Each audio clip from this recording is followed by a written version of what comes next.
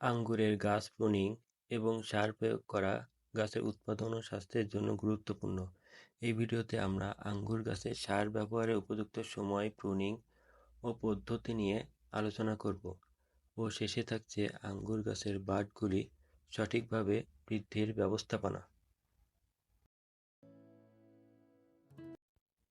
আসসালামু আলাইকুম বন্ধুরা, আজ আঙ্গুরের বিশেষ কিছু পরিচর্যা নিয়ে আলোচনা করব এবং নতুন যারা আঙ্গুর গাছ লাগাবেন অথবা যাদের কাছে ছোট চারা গাছ আছে তাদের জন্য এই ভিডিওটি অত্যন্ত গুরুত্বপূর্ণ।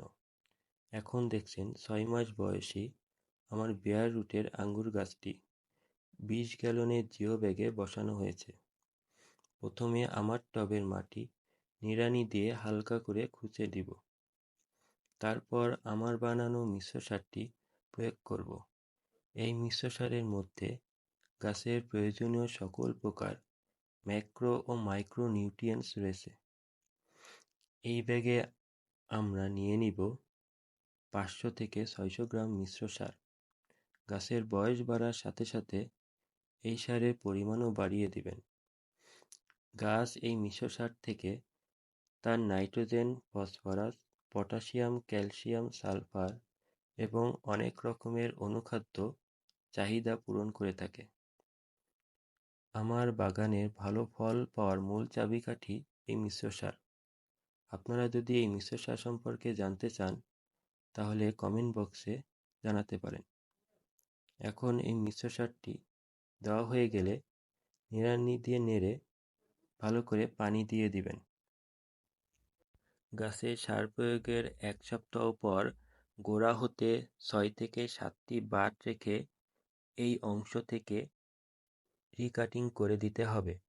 ফলে মাথা থেকে যে কষটি বের হবে সেটি একেবারে মাচায় উঠে যে শাখা ডাল সারলে সেই শাখা ডাল হতে ফল ধরবে এবং সেই ফলের কোয়ালিটি বেশ ভালো হবে। এখন যে কাটার দিয়ে প্রুনিং করব সেটি ভালো করে স্যানিটাইজ করে নিব।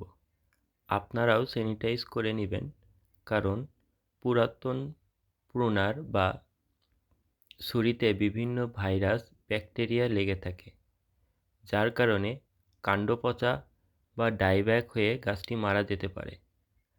আমি এখানে দেখুন গোড়া হতে 6 থেকে 7টি বাট রেখে বাকি উপরের অংশ প্রুনিং করে দিয়েছি। এটি করবেন যাদের কোনো শাখা ডাল নাই কিংবা মাচায় ওঠে নাই, তাদের জন্য এই পদ্ধতি অবলম্বন করলে 3 মাসের মধ্যে মাচায় উঠে শাখা ডাল বের হবে এবং সেপ্টেম্বর-অক্টোবর মাসে ফ্রুট প্রুনিং করলে আঙ্গুর ফল আসবে ইনশাল্লাহ। অনেকের কষ্ট লাগবে এমন করে প্রুনিং করলে, কিন্তু এর ফল বুঝবেন 3 মাস পর এভাবে পরিচর্যা করলে। এখন যেখানে প্রুনিং বা রিকাটিং করা হয়েছে সেখানে কপার অক্সিক্লোরাইড এর একটি পেস্ট লাগিয়ে দিব, কারণ কাণ্ড শুকিয়ে ডাইব্যাক হয়ে গাছটি ক্ষতি হতে পারে। এ কারণে এই পেস্টটি লাগাতে হবে। এখন দেখতে পাচ্ছেন এটি একটি আমার বাইকুনুর জাতের আঙ্গুর গাছ। এটির বয়স 6 মাস, তাই দেখুন মাচায় উঠে গেছে, কিন্তু এর কোনো শাখা ডাল নাই। সেই কারণে এটি পুনরায় আবার প্রুনিং করতে হবে। আগে পাতা হাত দিয়ে বা প্রুনার দিয়ে কেটে ফেলে দিবেন। যাদের অনেক বড় গাছ তারা ইথারেল দিয়ে পাতা ঝরিয়ে দিতে পারেন। আমার ছোট গাছ বলে আমার কাছে প্রুনার ছিল, তাই দিয়ে পাতা কেটে ফেলেছি। আঙ্গুর গাছে শীতের আগে নভেম্বর থেকে জানুয়ারি পর্যন্ত পুষ্টি উপাদান পেলে ফ্রুটিং জাইলেম টিস্যু তৈরি করে বাকি 2টি সেকেন্ডারি টিস্যুতে কেবল কুশি বের হওয়ার মতো এনার্জি জমা রাখে। তাই প্রুনিংয়ের আগে থেকে পুষ্টি সরবরাহ বজায় রাখতে হবে। এজন্য কোনো পুষ্টি উপাদান যেন অপচয় না হয় তা যথাযথ ব্যবস্থা গ্রহণ করতে হবে। অক্টোবর-নভেম্বর থেকে ফেব্রুয়ারি-মার্চ পর্যন্ত অর্থাৎ শীতকালে আঙ্গুর গাছে প্রাকৃতিক অবস্থায় উল্লিখিত পয়েন্টগুলোতে পুষ্টি উপাদান জমা হয়ে থাকে, কিন্তু খরচ হয় না। তাই সময় মতো প্রুনিং করলে ফুল ফল চলে আসে। আপনাদের যাদের আঙ্গুর গাছে শাখা ডাল নাই, তারা এখনই এই কাজটি করে ফেলুন। এখন দেখুন প্রুনিং করে দিয়ে সম্পূর্ণ পাতা ও ডাল ঝরিয়ে দিয়েছি। প্রুনিংয়ের একদিন পর আমরা এই যে মিশ্রণটি দেখছেন, এটি আঙ্গুরের বাটগুলিতে লাগিয়ে দেব।